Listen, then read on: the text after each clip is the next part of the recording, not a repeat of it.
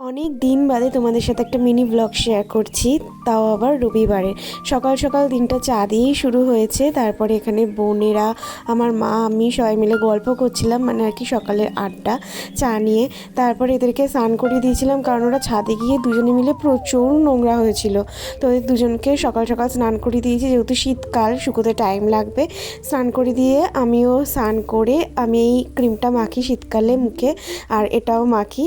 আর তারপরে স্নান টান করে একটু চুল টুল শুকিয়ে আর ওদেরকেও দেখো বারান্দায় শুকোতে দিয়েছি, মানে রোদের মধ্যে বসতে দিয়েছি। ওরা কি সুন্দর রোদের মধ্যে বসেও আছে, কোনো মানে রোদের মধ্যেই বসে আছে গাটা দিয়ে, কি সুন্দর করে।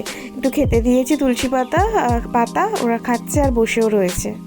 স্নান করিয়ে দিয়েছি আজকে সকাল সকাল, আর রোদে বসিয়ে দিয়েছি। কেমন সে রোদে বসে রয়েছে গো, চুপ করে বসে রয়েছে এদিকে মুখ করে রোদে, যাতে তিনি শুকিয়ে যায়, তাই না বাবা? হ্যাঁ, বসুন না, চুপ করে বসে রয়েছে। তারপর সন্ধ্যেবেলা ভাবলাম একটু রবিবার বলে কথা, একটু বেরোনো যাক। তো আমি আর পৌলমি বেরিয়েছিলাম, আর বেরিয়েই দেখো আমার বাচ্চার মতন আর একটা বাচ্চার সাথে দেখা হয়ে গেল। কি কিউট এটা, মানে ভীষণ কিউট। তো তারপরে একে চটকে টটকে আমি আর পৌলমি একটু ডিমের টেবিল খেলাম।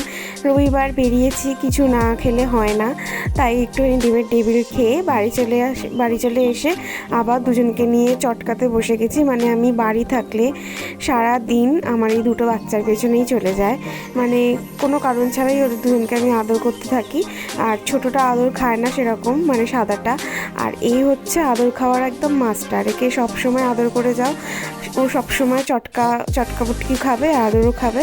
তো একে নিয়েই আমি চটকা পুটকি করি সব সময় বাড়ি থাকলে। তো যদি আমাদের ভিডিওটা ভালো লেগে থাকে তাহলে লাইক শেয়ার সাবস্ক্রাইব করে দিও। বাই।